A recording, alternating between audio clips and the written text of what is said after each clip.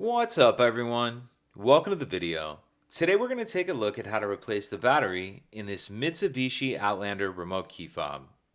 This Mitsubishi Outlander key fob is going to use replacement battery CR1620, and I'll put a link in the description box of this video to where you can find these replacement batteries if you're in need. The other things I'm going to be using to change this key fob battery are a medium-sized flathead screwdriver and a smaller Phillips head screwdriver.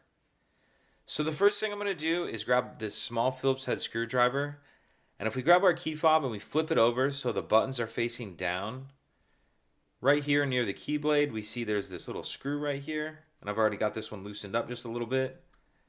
But go ahead and loosen that screw and then go ahead and pull it out and just set that to the side.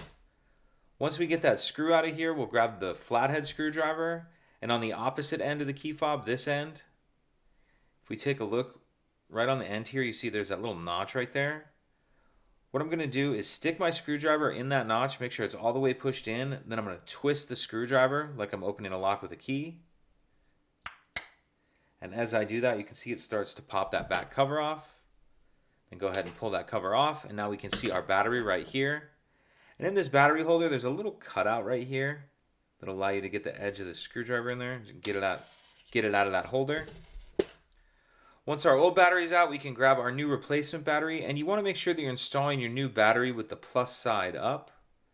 And I'm going to kind of tuck this edge in first right here like that. So I'll have that edge in first and then snap it down into place. And then we can pop the back cover on. Throw that screw back in.